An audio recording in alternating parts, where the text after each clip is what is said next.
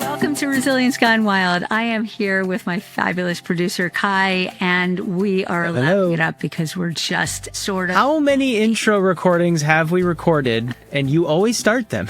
I say, what do I say? No, but yeah, welcome everybody. It's really exciting to be here. I mean, we're about to get into, talk about our guest real quick, and then I'll tell you what my experience. It's this fabulous woman, Rion Nakaya, and she's... 15 years ago, I think, started this amazing motherly network of support for and that came from the kids should see this. When she and her husband would see something and they were like, the kid should see this. Yeah. They had one kid at the time, so it was the kid should see this. And it's just brilliant. And we had just such a fun conversation about, what it means to be a curator, what it means to introduce your children to curiosity and to share that with them and to always be in conversation. And the world just opens up. It's so much bigger and so much brighter and so much more fun when your mind is open and you're in awe and curious. Yeah, and I think for me especially with a 2-year-old, soon to be 2-year-old, screen time can be a dividing issue amongst families and how they raise their children. And it's, for my wife and I, we definitely take the as least amount of screen time as possible. And I believe our pediatrician says, around 2 years is when you can begin to introduce educational screen time. With the exception of FaceTime, I guess the studies show that FaceTime it shouldn't be unlimited, but it is something that is beneficial for kids that age. And so, yeah, I was tuned in, although my wife had to work. And so I had Miles with me, and you guys talked for about an hour and 10 minutes. And the amount of toddler afternoon that was happening during that recording session, including the playing of a piano, we actually managed to get the water table set up. There was a diaper change. This was all happening while I'm holding a laptop, making sure you guys were all set. But I just really appreciate her energy, what she brings to the table, and this idea that it's not about restricting screen time, because I think with anything in life, when you restrict, that's when you're not doing yourself any favors. So it's this idea of what is shared screen time, and how as a family, how can you sit down and enjoy over 7,000 videos that she has personally curated and is saying that these are incredible videos, and really highlighting the videos out there that don't have a lot of views, that are from really important organizations is the other piece of this I thought was really interesting. So I was so grateful for all the information, and I feel like I have this entire library. I don't even have to go to YouTube with Miles, right? I can just go to this website and it's all curated. So thekidshouldseethis.com. Yeah. And it's so broad. You'll hear that she and I talk about, the kid meal in the restaurant. They have these in so many restaurants. You've got this narrow group of mac and cheese, French fries, just, kids should have plain, boring food. And that's what we do with screen time, right? We put on a few things that we know of, but she opens the world up to, she said Ella Fitzgerald's scatting was I love for that. her. And she's like, my kid should see this, because then she heard her kid scatting. He was little. Yeah.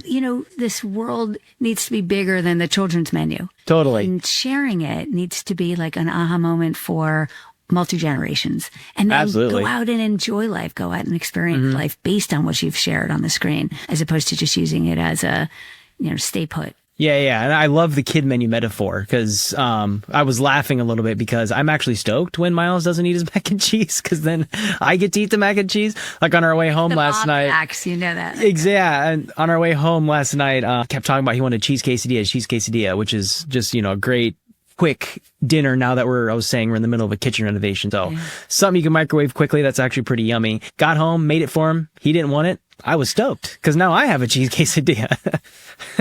And there's that boundary and it's actually a really important point. There's this boundary that we always want what's on the children's menu, right? Because it's comfort food. And there's this that's for kids. And she breaks that model, that boundary, that strictness that says there's things for kids and there's things for adults. Yeah. And that's gone. So we're sharing this and we're all inspired and we're all hearing different things. And the reality is if you hear Disney or Pixar talk about their films, there's something for everyone in it. Yeah. The kids don't get all the same jokes as the parents. The parents don't get all the same jokes as the kids.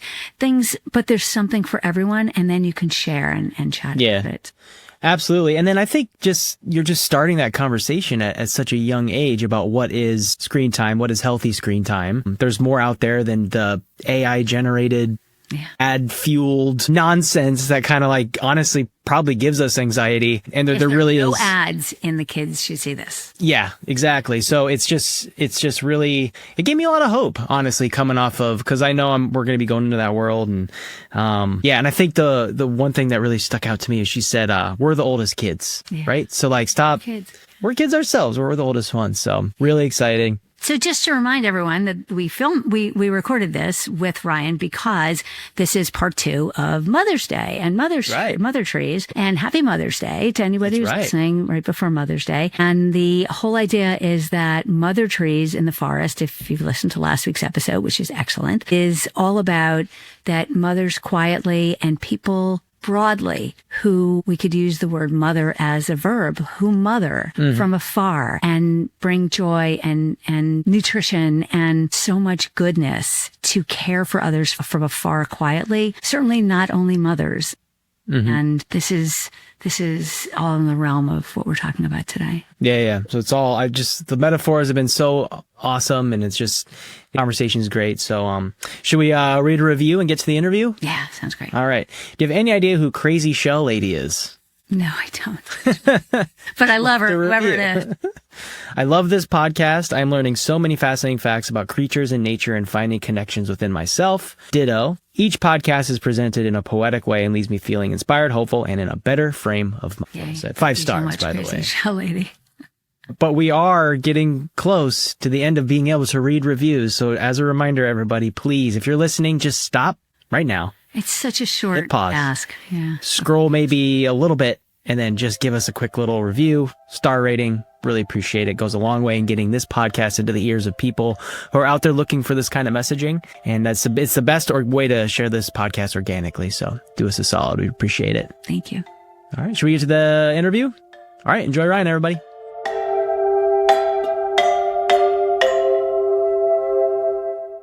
Welcome, Rion. I'm so excited that you're here. And I have to do my usual, yay, I'm so excited that you're here, because that's how I always that's my energy and that's how I start. So welcome. I am so thrilled that you are here to follow up on my Mother's Day episode about mother trees and nurturing quietly in the background as a force for good, seeing what people need before they even know what they need, and what the forest needs before the forest even knows what they need. So you were the first person that came to mind, and I'm so excited that you said yes and that we're here together. So welcome, and please introduce yourself, tell everyone who you are and the incredible product, service, experience, resource, tool, everything that you want to, I don't know what you actually call it. It's just so big and so beautiful that you've created, and how you got here and how it came about. Well, thank you. Thank you so much for having me and for all of those kind and flattering words. So my name is Rion Nakaya, and I was a designer for interactive projects for 2 decades, and really loved what I was doing. And then when I became a mom, I found that I was still going to the internet a lot for answers to my kids' questions and, answers to my questions. And really, I've always used that ecosystem, for a long time. It's a way to connect to our communities and information. And, certainly it's, has its problems, but I think that there's a lot of good there. And so, are you talking specifically about social media? Is that kind of what you're hinting at? Social media, and, I think that there's a lot of challenges with just access to information that's factual. I think that algorithms tend to push people into silos that are hard to escape, and all sorts of things like that. But when I started this, I call The Kid Should See This a online video library, a digital collection of all the different educational videos that my family and that I have found to be interesting, engaging, educational stuff that can start conversations and be fun for the entire family to watch. Most of them are usually made for adults. There's a lot of made for kids stuff on there that adults enjoy, or that I remember enjoying, a lot of throwback stuff. Like the Disney movies and the Pixar movies, right? Yeah. Are made for kids? Are they made for adults? Like all that underlying Exactly that adults get and kids might not, or vice versa. Like exactly. we need to share media much more and not define it, right? Absolutely. And I think that it's really important to watch together. Co-viewing, gives you a shared vocabulary. It gives you things to talk about. Things can come up later and what your kids are referring to. And it's just fun. It's cuddle time. There's all sorts of great reasons to do co-viewing when we have, the ability and the privilege to do it. It's fantastic. And so, the videos on TKSST, I've really selected them. They might be for adults, but, the title, The Kid Should See This, was really kind of my little mantra, or my goal for when my oldest kid was, right around 3. And there would be something really cool that I thought, oh, the kid should see this. He should see this. We should show this to kids. Hearing yourself saying that. The kid should see this, right? Like exactly. And so, I call it, we all call it TKSST now. It's a little bit of a mouthful, but it really is kind of the driving force of let's show kids more of what's out there. Let's not silo them into, kids' entertainment.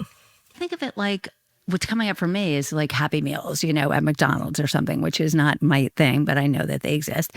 And, it reminds me, I've had so many conversations with people where I go to a restaurant and the kids are eating, or the kids' meals, right? And they are less expensive typically, so that's a different issue. But often, it's like, oh, just let's let the kids eat what's on the kids' menu, which is like, no matter what restaurant you're at, it's French fries, chicken fingers, and macaroni and cheese, right? And, if we do that with kids with any sort of media, they're seeing so little and stuff that's so dumbed down. And it's just so much healthier. I love that you're like, we think of books that we open kids' minds with, right? But why should video be a narrower set of offerings? Yeah, no, I agree. I think some of it is, for me, it's kind of a generational perspective. I grew up when we had mostly only Sesame Street, and then I was watching a lot of grown-up shows, appropriately grown-up shows with my family. There might be stuff on PBS. I remember, a Jacques Cousteau documentary, or, Jane Goodall was in the news and the magazines, National Geographic, and, only having an encyclopedia set that you might be going through for, finding all the details, no internet, and to kind of distract you. And so there was a lot of quiet time just kind of pouring through stuff, or running outside and being with your friends and adventuring. And so a lot of my decision making kind of comes from that straddling of like information and diving into things and wanting to learn, what people are doing and how things are made and all the different perspectives that there are out there, and how people are telling those stories. And then also kind of tying that to making sure that in this digital space that the videos are kind of, that they're conduits to getting off the computer, going outside, getting hands-on with things, trying different things out. And so that you make such, I'm sure this is what you talk about since 2011 when you created this, that the question of, does creating more video resource and screen resource keep kids inside staring at screens, or inspire them and family to get outside? And I imagine that's a big part of the constant complex question. Yeah, well, it's constantly shifting, and it's different for every family.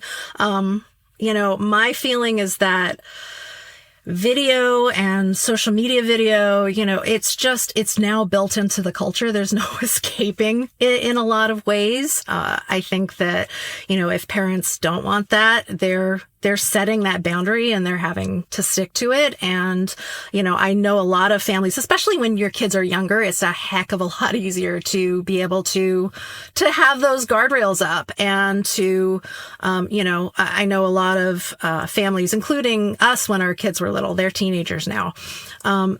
Although we still play video games with them. But, if we were playing video games, if we were watching TV, it was a very small part of our day or our weekend. And, we were with them. We were playing with them. It was something communal. And so, I thought that was a really great way to approach it. As far as, introducing video, it's in some ways, it's not different than the conversation we were having around television, 30, 40 years ago. It depends on what you're watching, and it depends on how you interact with it and how much you interact with it. And so all the videos on TKSST, they're videos that they either show wonder, it might be something a little random from, or something a little viral that, is not kind of a structured educational thing, but is really fun and conversation starting. Or it might be something from the Natural History Museum in New York, or, the Tate in London, like talking about history or art or science, or, the New Jersey Orchestra, explaining how the orchestra works. There's so many, really fascinating kind of information boundary pushing things that we can be watching and sharing that are, I would say, exceptions to maybe what you would want to avoid generally when you start introducing media. I love it. There's so many things that just came up for me, and I don't know if you heard me like making notes and scribbling and stuff. But some of the things that are popping up are around trust and attention span. And in this world, at least I listen to a lot of conversation about the divide in our country, and not just a half and half, but like divides within groups and all that. And, vaccines come to mind. I was just listening to a video about measles and a podcast about measles and vaccines, and, trust of your source is so critically important, and people want to trust. It's a human behavior that we want to trust, and it's hard to break someone away from trust. But once it's broken, there's the marble jar, there's all these theories on it. But anyway, so if you become the trusted source, and you as a parent want a trusted source, it's a beautiful offering that you've got, because it sounds like there's a consistency of there's pushing the edges.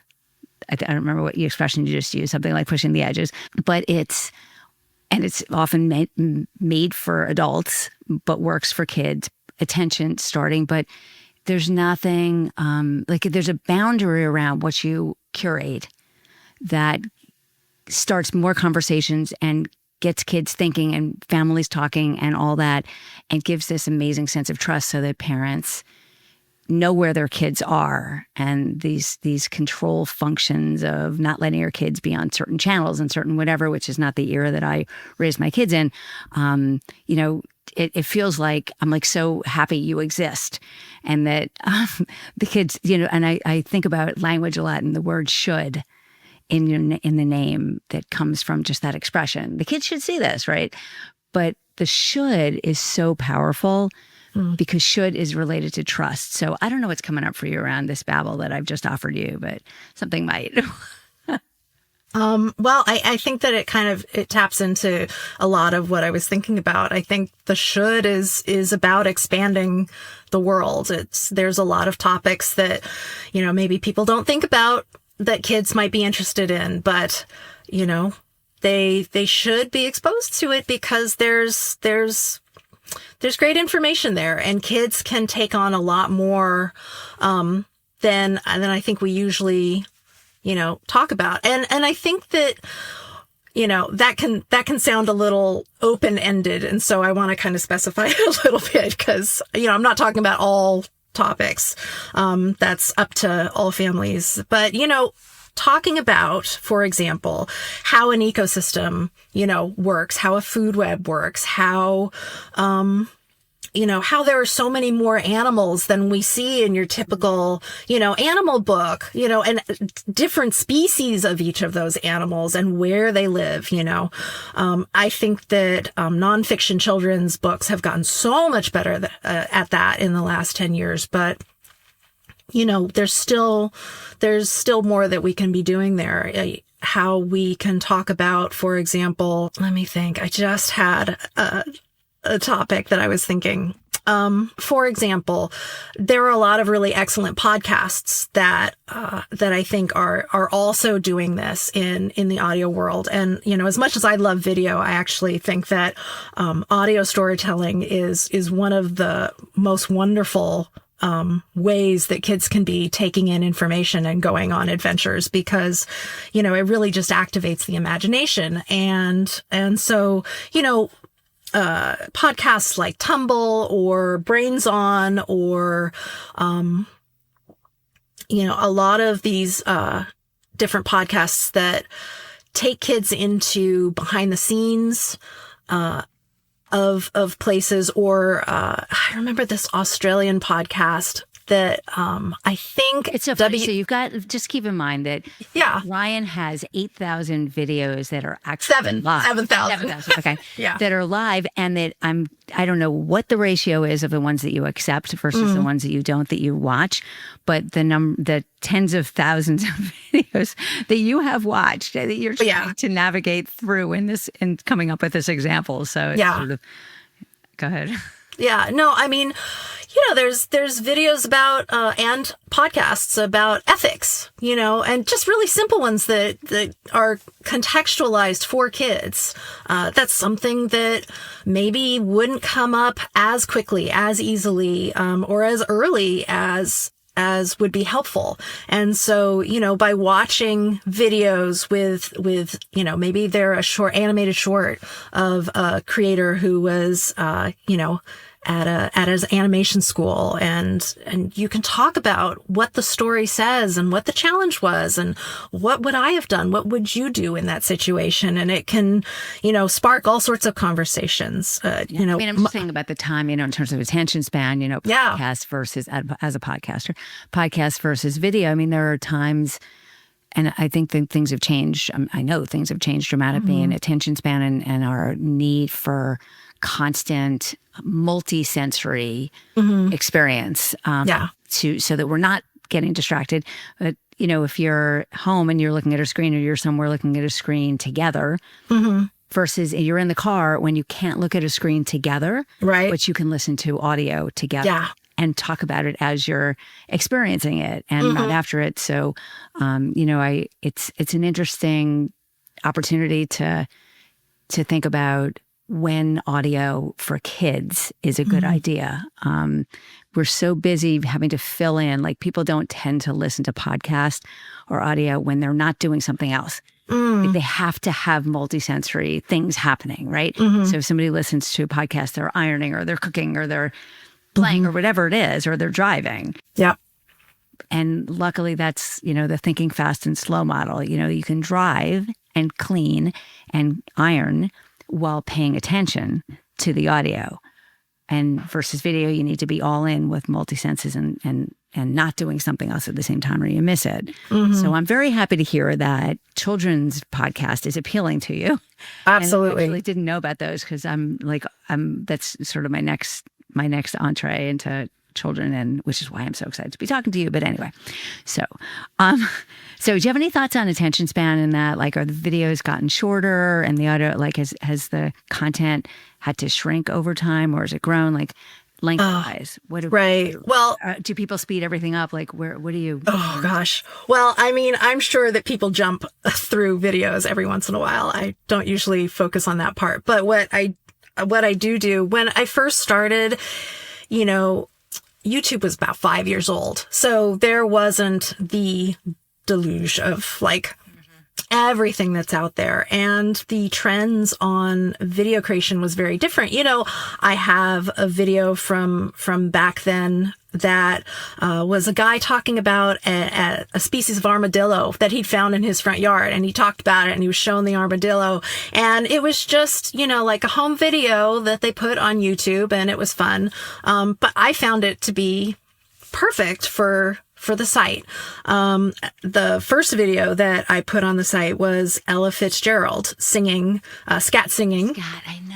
Yeah. I heard you being interviewed about that.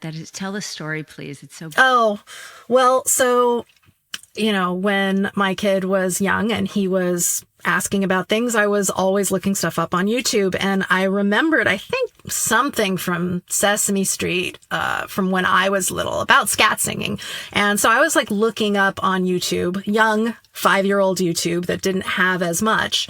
And I ran into this incredible video of Ella Fitzgerald scat singing. I think it's 1969 on stage. She's sweating. She's laughing. She's working it. She's totally improvising everything. And it's fantastic. And I really loved it. And I was like, oh, you know, the kid should see this. And so I showed it to him and we watched it together. And, you know, I probably did some scat singing myself, or, you know, to play and explain it. But I think it was like later that week, I overheard him in his room, like kind of doing a little bebop-ba-doo-wop, dee-ba-da-ba-dee, you know, while he was like playing and doing other things. And I was like, oh, it got to him. It got in there, and he liked it, and he was reflecting on it somehow. And that was the kind of the point where I was like, oh my God, every kid should be able to see these videos. You know, there's so much out there that just makes our worlds more, gives it more texture, gives it more interest, makes them stronger. And so that's when I started collecting stuff. And so, you know, usually I try to keep the videos anywhere from, try to get it closer to 2 minutes, more than one, depending, to about 6 or 7 minutes. The trend in the last few years for videos has been to make them much longer, when they are more professional, coming from museums or science communicators, or, you know, there's a lot of real-time stuff, of artists like doing work. And so that could be like up to a half hour. I don't often put those long ones on there, although I'm sure sometimes it would be helpful to just be able to put on a video, like, leave it. Hour, right? I have to go do this. I totally understand that. But a lot of times I want the information, whatever is being communicated. I think that there is a good rhythm and structure for being able to keep interest, something that's not rapid flash cuts, but then also something, you know, somewhere between a oneer and, you know, just keeping it moving, having visuals that provide a little more information than just what you're hearing. Or a lot of the videos, some of my favorite videos on the site are wordless videos. And, you know, you're just watching somebody. There's one, I think it was from the New York Times, years over a decade ago, of a man who was making a soccer ball out of plastic bags and different refuse that he had found. And he tied it all together and then gave it to local kids, and they went off and played soccer. Or, you know, people who are cooking or making something quietly, different Japanese. This is like I have a lot of videos of Japanese craftsmen making different things in different parts of the country. Yes. The detail, the patience, the voice. Yeah. It's so mesmerizing. Exactly. The voice just distracts you from the detail. Right. And that's part of why I like factory videos too, even though that's completely opposite of nature in so many ways. You know what? It's not. Like, I just watched your factory video about glass making, and natural materials go into glass making, right? And you just told me that there's a video of unmaking glass back in the sand, which is, so this is all about nature. Like, it's about, you know, what we've learned from nature and how to be in partnership with nature. So go for it. Say more. Well, I think that a lot of the factory videos are interesting the same way that I want my kids to know where their food comes from. You know, I want to know what all of these things that we have around us come from? What is the expertise that goes into it? What is the design and engineering? Who are the people in the factories, working on stuff? From footballs that are made in like a local American factory to a glass factory in another country to, it's just all extremely interesting to watch, balloons get blown up and tested, and crayons. I really think that the factory video stuff too comes from, the old Sesame Street shorts that would be the interstitials that would be in there, or Mr. Rogers. You go. He used to take you, and that was it was so long ago. He would take you. Let's go for a field trip. I remember we go to the crayon factory or something. Yeah, absolutely. Or we'd go recycle paper, and they'd find a steel drum, or like a metal barrel by the side of the river, and go make a steel drum. All of those kinds of things, I think that are just naturally fun and interesting, and curiosity. Things into story. Yeah, right? absolutely. They turn our stuff life. Yeah.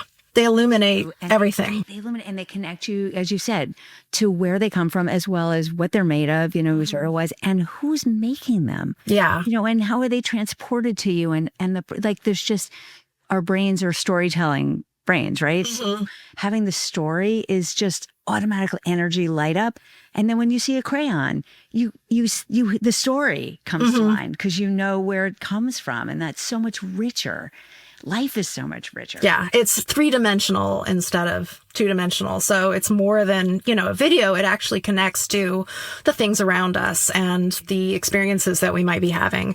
And then when you have that foundation with kids of, elementary age, when they are still, sponges and want to have all these conversations with you, then you can talk about, well, what about our refuse? What about our, things that we can reuse or repair, or, that can be used in some brand new way, conservation, or the cycle of things. Can we take this apart and recycle the different parts? Did somebody think about that when they put it together? And what are the, how can we deal with all the plastic? All of these challenges that they can be extremely challenging conversations. But kids are already thinking about these things, and it eases the conversation because everyone else has the right language, right? So you can just pick up on the language and talk about what you saw. Exactly. So having to be the expert on everything and explain everything, right? Because that doesn't work. We can't do that. We make stuff up and it's useless, or we avoid it, right? Yeah, absolutely. No. Yeah. When we can hear the experts talking about stuff, I think my son, when he was about 6, he had said that there weren't really grown-ups, because grown-ups were just the oldest kids.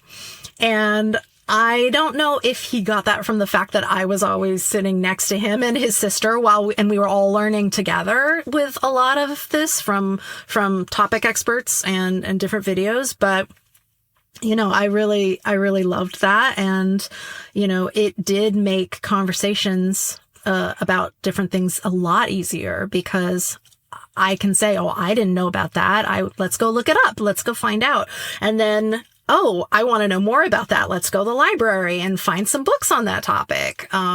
There's two things you just said that are so important. One is that we can push ourselves away from being expected to be the expert and to know everything, and to have to figure out how to deal with that disappointment. Like we're not set up that way by saying, oh, this is so cool, I didn't know that, right? Like is the best place to start a relationship. Mm-hmm. The other thing that's coming up for me is that if you're having these conversations at a young age, not just the conversation you choose to have and to teach your child, which is so often, right? Like what these conversations can be if you're not sharing media together.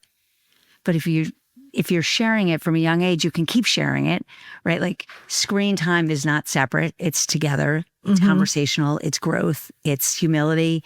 It's just friendship, right? What else? That's just so inspiring to me. What else is around that? When you say that, I think so often of, when we start these conversations and these habits of coming together and really thinking about things, spending time on them, that creates a habit, hopefully, that when they are teenagers, and I've been lucky that this has been true for us, they're used to having these conversations and still come to me when they come home and they learned about something. I still hear about it. And, they're in high school and, I just have to stop you because I do this all the time to people.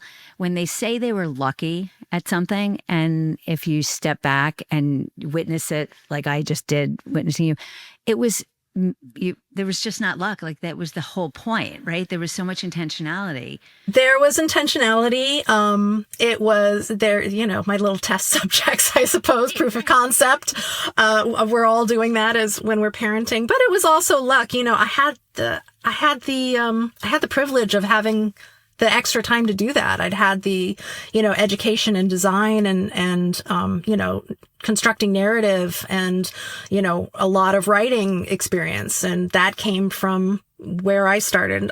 There was some luck involved, but I was able to take that and push it into something kind of that helped express my values. And I think something that is a service that people, would like to have that maybe don't have the privilege of time or, don't want to deal with, 4 billion videos on YouTube. Yes. And they need the trusted source. So let me ask you this. If I assume that when you started doing this with your kids, their friends came over and their friends' parents were over because they were little and there was a community developed around this experience. So over, almost 15 years of doing this, do you have some insights you can share about what a community that has experienced this kind of growth together, family, caregiver, educational growth together with sharing this kind of media together, how it's different from other communities that you see? Like what can we learn from what you've learned, not just in being a mother in that relationship, but a larger mother tree, a larger mother to communities that have really embraced this experience that you're offering? Well, so I think that for one, certainly in my community, we didn't sit down and watch all these videos and spend the site, but there were links passed here and there. And I think that can be really useful. I think word of mouth of oh, I just saw this, you should check this out. This is really great, is useful. I think that, when teachers are able to do that or communities of caregivers are able to do that, that's really important. Or even from the kids, right? Like if a kid cooks their own food, they're much more likely to eat it and find joy in it. Absolutely. If they're the ones who recommend the video to their friend, there's got to be a completely different energy. Yeah, right? Absolutely. The other kid watching it. Yeah, I think when I think about the mother tree, and I think that we have so many mother trees, people that are holding it down and are doing it without a lot of fanfare. And I kind of see myself as the mycelium, I'm connecting the roots of one place and giving it to the other. A huge part of what I love doing about this as somebody who has, produced videos and values communication and education, these museums and universities who are conducting research or, indie artists, local PBS stations who make little segments about local things going on in their communities. They so often you'll look at their YouTube channel and maybe a video, which is so brilliantly produced, so many resources, experts in their field, and they don't have many views. And so my hope is that, by amplifying, their information, that, it will travel through from them to other places that need that information. And so the mother trees and you're the mycelium. Yeah, exactly. And you are the gift that is totally buried and unnoticed and invisible, right? But is there making things happen. So yeah. And I think that there are a lot of places that are trying to do that. I think, the state of, education and information, media literacy, critical thinking, all of these things. I think that there are a lot of groups across the country and around the world who are focused on strengthening these skills in our young people, in our communities. And I'm inspired by that and learn from that and try to fold that into the kids should see this in what I do. I love it. It just occurred to me, there's something that you said that reminded me of this, that there's such angst about communication these days. Everybody's afraid to bring up any topic and to expose their kids to it. Like, it's just such a hard time to be in conversation. And there are some topics I just happened to notice, and I'll offer it up, that you had a sort of a little marketing thing for Black History Month, right? And there was a set of, which I assume that you do with a whole lot of different holidays and things that are absolutely of the month or whatever. What have you run into? Like, how does your fan mail and your not fan mail, like, what's the interaction that you have with people that don't know you and don't know that you're the mycelium and don't really necessarily feel both positive and negative? So I'll throw it out to you. Again, I'll say that I'm extremely lucky. My corner of the internet has not exposed me to a lot of issues around that. I know that there have been a few times where videos have fallen into a, subreddit, and people have misunderstood the information or tried to use it to support an argument that is not in line with what the video is actually saying. And, it's a living collection. So, the TKSST is never the maker of the videos, but the amplifier. And I write a short summary or introduction to what the information is to help translate it or make it a little easier, kind of increase that vocabulary. And so sometimes I will go back in if scientific information has been updated or if there's misunderstanding around something. So there was definitely one video that was talking about how redwoods need fire to get their seeds going. And people were misunderstanding around, climate being a challenge to these fires. And they didn't understand that these fires are burning longer and hotter and are harder for these trees to recover. And so, I went back in and I re-emphasized the points of the video. It's great. It's wonderful. You have this ongoing, as you said, it's a living library, a living experience, so that you can go in and help the dynamic if there's a hot topic. Yeah, or correct information, update information. Science is constantly learning new things, so that's often necessary. So on the note of climate and nature and all that, and I do buy into like factory tours. So much of it should have something to do with some natural ingredient. I hope most factory tours involved, I would guess that the ones that they film have more to do with natural ingredients than artificial ingredients. That's maybe a naive guess, but where does nature pop up for you in this?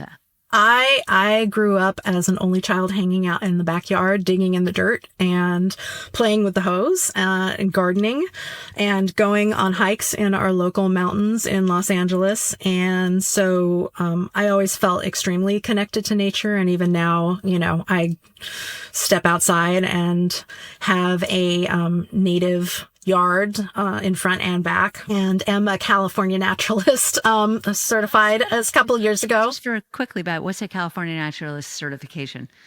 So I went through a class and we went on a couple local field trips, which were really amazing. A class that explains the ecosystems of California all across the state. Our geology, our plants, our animals, how all of it integrates together to make what was for thousands of years a very sustainable life, and who the people were who were helping to cultivate and maintain that in thoughtful ways. And so, yeah, that certification kind of just says that I have studied these things, and I got to figure now I really enjoy them near me, because that's such a beautiful construct to be in conversation about how things fit together. And it's interesting because, if you think about your videos, each one is about something different, but I'm sure some pull the ecosystem construct together. Yeah. So many. So siloed, right? Or we're so like, yeah. Yeah.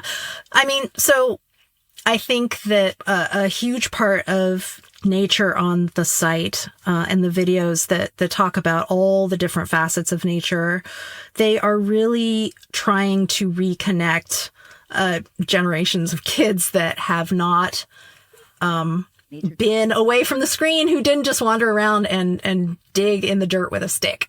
And then also a lot of kids just don't have that privilege of having the open space of nature. And so, when I've given tours at our local nature preserve, I've volunteered to, lead classes through our little preserve.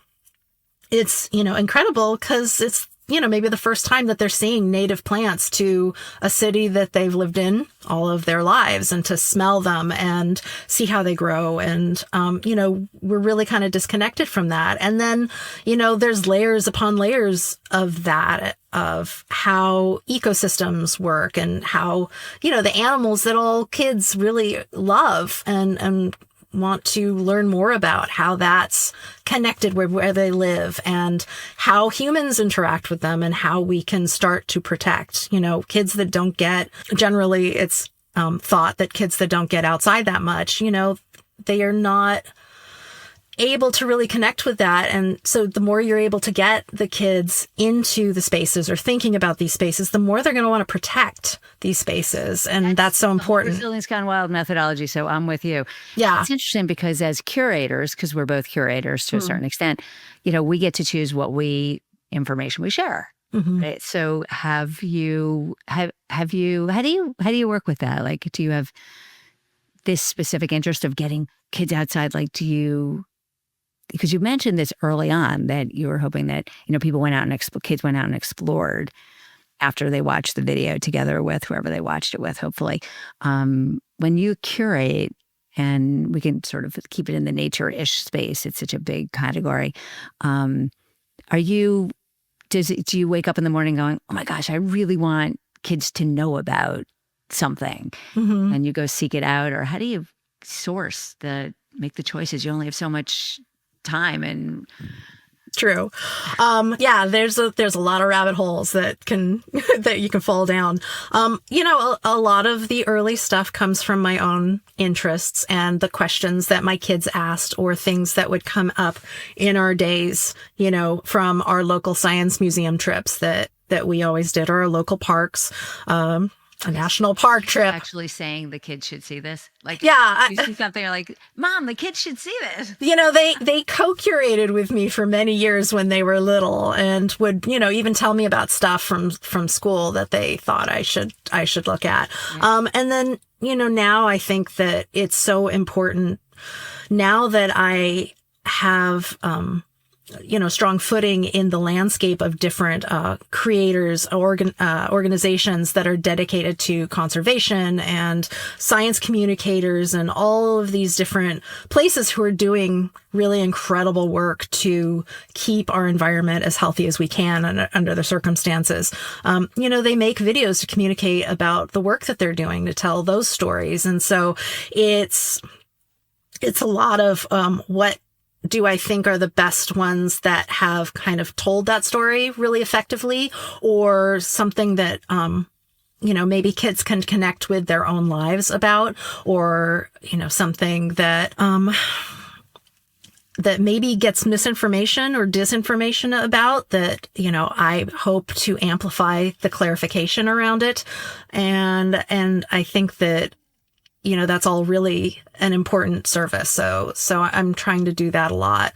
Also, there's facets of nature that do not get the algorithmic push that we would, think that would be important. For example, so many clean energy solutions, natural climate solutions of how, our climate, our ecosystems have been balancing things for, forever.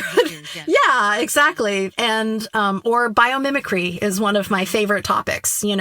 What can we learn from what nature is already doing? There was this really amazing, series called Think Like a Tree that Wired did many years ago. And there was a bunch of short videos, I think mostly animated, that were explaining, how the trees down in Louisiana that had deep roots and did the most bending would survive the hurricane, and what could we learn from that? Or I heard about that too. That's so cool. yeah. Or shark skin has a really specific texture that that bacteria doesn't attach to, or germs, and so there's like, how can we apply that texture to handles in hospitals? There was another one that there's this great podcast called 99% Invisible that Roman Mars records out of Oakland, California. And he collaborated with, I think it was Vox many years ago, on this great video about how, I think it was penguins, different birds, and different places had informed how Japan's Shinkansen, the bullet train, was redesigned so that the front nose worked with physics instead of against it. And so, like, all that stuff is so interesting. We can start seeing the stuff around us in more dimensions, and maybe we're thinking more, a little more unhinged, to take the hinges apart and make different connections that we're not usually seeing, to think creatively. Or unhinge and start seeing different connections. That is beautiful. Yeah. I just think it's, there's so much possibility out there. One last thing that I think is really important that I want to say is, like, modeling failure. In these, in science, fail is just more information, and I think so many kids, there's a lot of anxiety in our communities now, and kids take on a lot of anxiety, partially because of a lot of exposure to stuff, probably through screen time. But I think that can, their interest in video can be used to watch things together that can help them. For example, mindfulness, videos that are available. I try to do that stuff that's, talking about, what was I talking? How to, calming yourself. Calming yourself, so but also, the fails. Yeah. Also, when somebody fails, seeing that resilience, of them getting back up and figuring.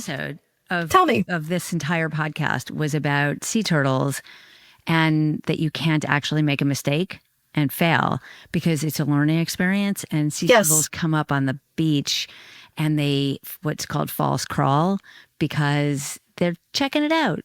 And it's a lot of work to drag yourself out of the water when you're a sea turtle, and to be not buoyant, and to drag your heavy body up the sand, and then decide, I don't really think this is, like, for whatever reason, whether there's some sign of predators or the sand's not quite the right texture or the wind's not going right, whatever it is, that, like, the future of my babies won't be best served this way, and to drag yourself back into the ocean and try again is a monumental, exhausting experience.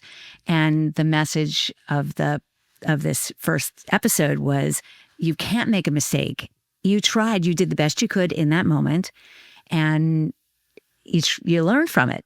And that message is, I feel like there's got to be more ways to get that out, because yes, that is like a major piece of anxiety of children. Absolutely. And adults of Yeah. today.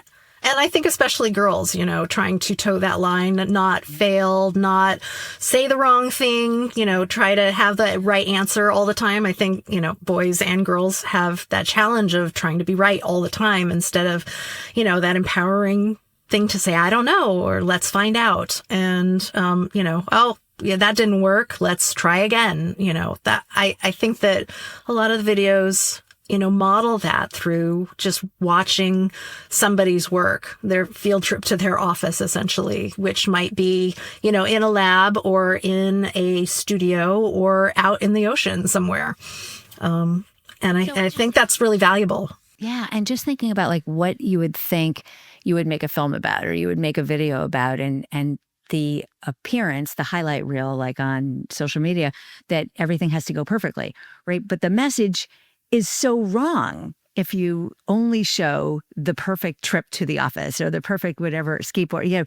You have to keep falling and hitting the bumps, or else people think that they're failures. So in making video because there's so many people out there making media, right? Making video, making whatever in whatever form. This is such an important lesson. Like as a trusted, serious expert in curating what people need to see, what they should see, kids and families and adults, what kids should see, need to see real life. Yeah. Absolutely. Of the way things work together and the systems and the unhinging. Yeah. So, And I think that that's useful for educators too. I mean, there's a lot of media made for education that maybe feels a little more stiff or, doesn't have that dynamic energy of somebody in the field or somebody who's like super passionate about it. And so when you open up your resources to the good parts of YouTube, which are hard to find, which is why the site exists, right. Then you can engage with kids, in new ways, because suddenly there's a lot of energy and interest and passion and curiosity just kind of naturally built into it. So educators can use them as brain breaks, or maybe it introduces a unit about something and kind of makes that textbook come alive in some different way. Yeah, that's the hope. Yeah, I have to say, like, the bar has gotten very high. I mean, from somebody like me who wants to create video around my content, I could not in any way, shape, or form ever, do that myself. I don't have any of the skills to make that happen. And there's a lot of people out there who can. I realize that, but the bar is pretty high for entertainment value, and that's true of just. For example, teachers in the classroom are judged on their entertainment value. That because there's such a new high expectation of not having the boring, geeky explanation of how something works, right? Like the old videos that were. Yeah. Can you talk to that just for a moment? I mean, I think we all want to be entertained. And I think that, stories by the campfire have been entertaining over the many generation upon generation that we've told them. I think that there are ways that someplace like the Howard Hughes Medical Institute, who I worked with on branding many, many years ago, that they have a wonderful biointeractive group there that was making videos, and they were definitely kind of an old school scientific models, very, very straightforward content. That was dry. And now they make really incredible stuff.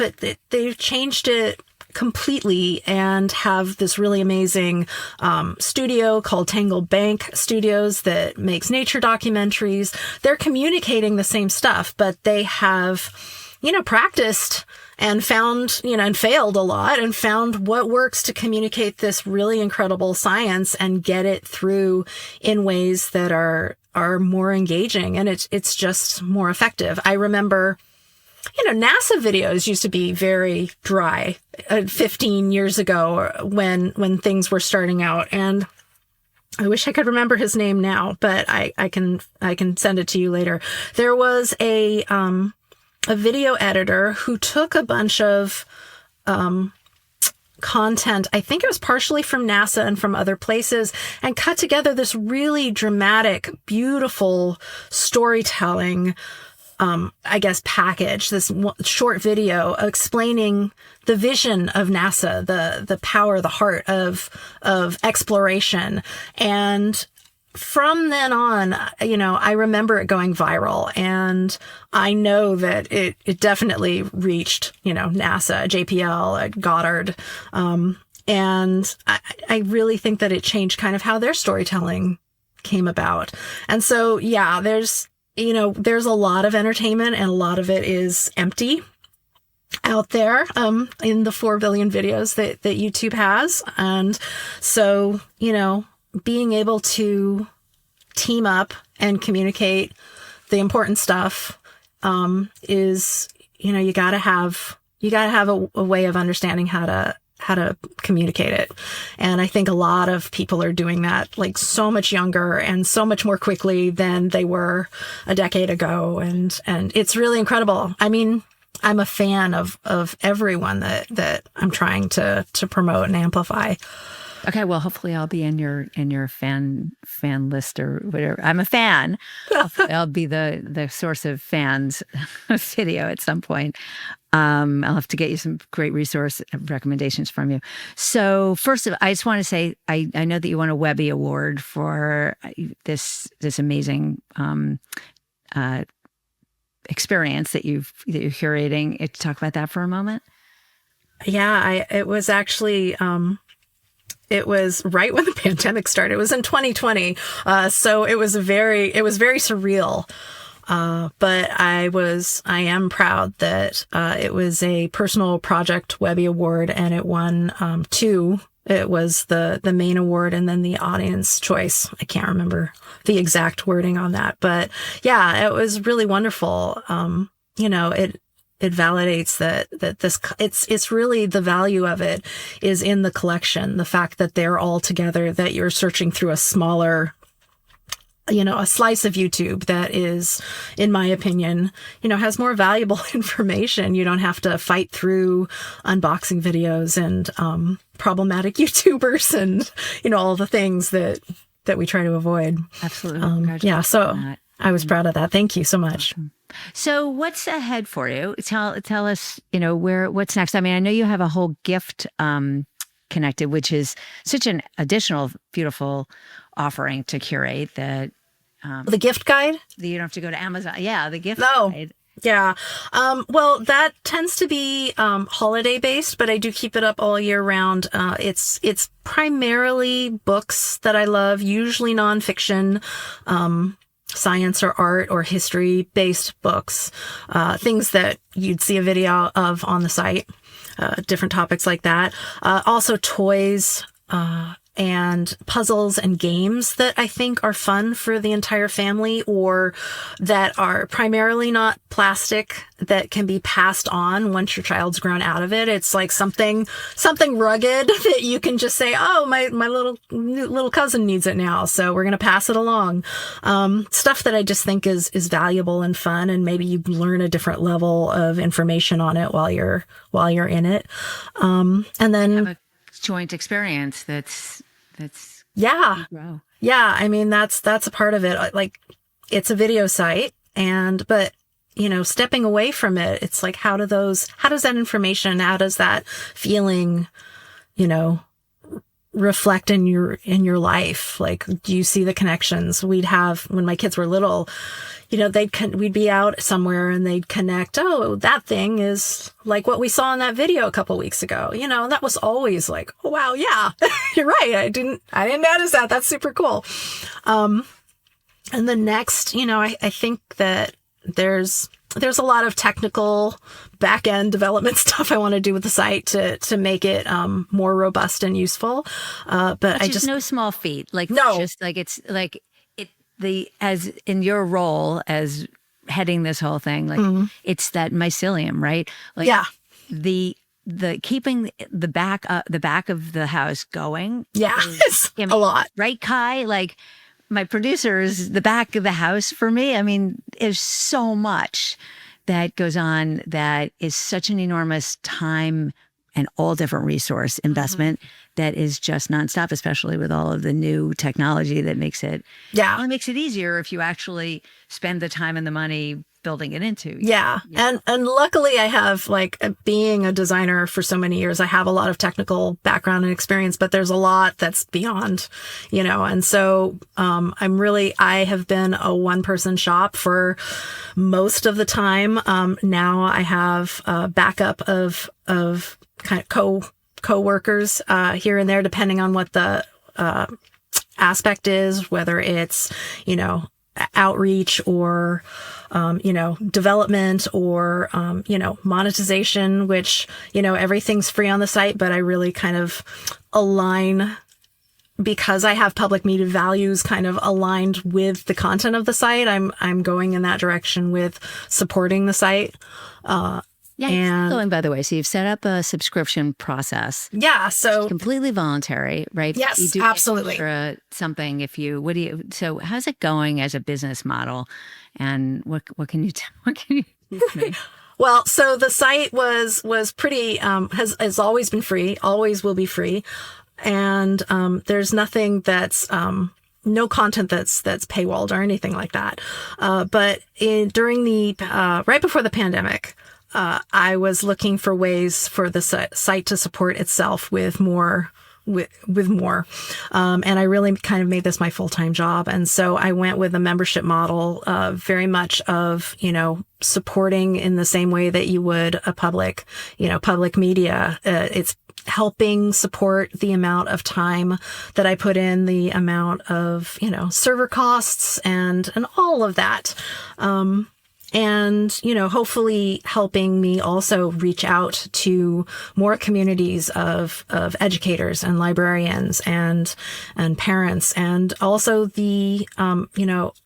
in the past worked with museum, video producers at museums, to get their information out there. And I'd love to do more outreach on that side of things too. Yeah. Great partnership opportunities. Right? Yeah, absolutely. Yeah. It's beautiful. So 2 last questions, because you've been so generous with your thoughts. You're very kind. One is, what do you got for us for Mother's Day? And 2 is, what else you got going on that you want to share, and last words of wisdom? And well, for Mother's Day, we've got a whole bunch of videos about mothers and mothering that I think are fun. And that's everything from, a mother raccoon pushing her raccoon cub up a tree, to beautiful, animations from animation students that talk about, relationships with mothers. Or I remember there's one that's great. I can't remember what country it's from. I love finding animated shorts from foreign countries. One of the most actually influential things from when I was a kid was going to an animation festival and seeing a bunch of shorts. And as a kid, it wasn't a kids festival. And so I just saw like all that they had to present. And so I really try to make TKSST a little bit of that film festival feeling too. And so there's one of a little kid talking about their mother as an airplane, and like just basically emphasizing how amazing she is and all the things that she does. And so I've got a lot of videos like that, about mothers. We were talking about how a love metaphor, right? Absolutely. So much that you're offering that actually really is metaphor. Yeah. And advice. Oh gosh. I can only say what worked for me, but, I have found that, and I found this in both positive ways and challenging ways, that, the habits that we set up with our kids, that's what they get used to. So, when they were little, we didn't really have much screen time, and it was always together. And they were used to it, and they were pretty fine with it. We would, it was what they expected and we're used to. And, when the gates opened, it changed it. It's what time to raise kids these days. Yeah. And I mean, especially around the pandemic, because I think we all gravitated to the screens either because of necessity, mostly because of necessity between schools and work and all of that. And when those gates open, it's hard because then that's what they're used to. So I would say just, whenever we can, try to make it a communal thing. Try to make it an opportunity for discussion. Try to have your ear to what they're doing on their own and get involved if it's something that can interest you. Play video games with your kids and make it play. Adults are the oldest kids. So, let it be something that you're doing together. I think a lot of parents do that already. I think a lot of parents want to do that and maybe don't have as many opportunities given whatever circumstances, and I think that there's an awareness and appreciation for that message that parenting doesn't just come natural. Like, it comes naturally, but it doesn't. Like, as a new parent, as a parent of young children or whoever, like, there's no rule book. There's no this is how you should, everything you should say today and everything you should do today. Like, we got to figure it out as we go along. So, the advice is really beautifully welcome. Spend more time with your kids, sharing their experiences, and then learning with them. Yeah. Yeah. Learning together. It's super fun too. Yeah. And have fun. Like, we are not grown-ups, we are all big kids, and there's nothing childish about, there's nothing wrong with being childish, and there's nothing childish about being a kid. So, yeah, awesome. Thank you so much. Thank you for inviting me. And I'm looking forward to being one of your, you're curating me. So thank you so much. And thank you so much for this time. I really appreciate it. Keep in touch.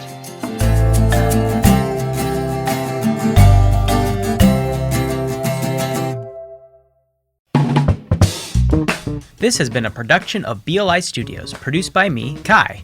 Follow along with our other BLI produced shows at balancinglifesissues.com/podcast-BLI. Got an idea for the show? Email me, Kai, at balancinglifesissues.com. And don't forget to stay in touch with your host, Jessica, at jessica@winwinwinmindset.com. Anything else to add, Miles? Yeah.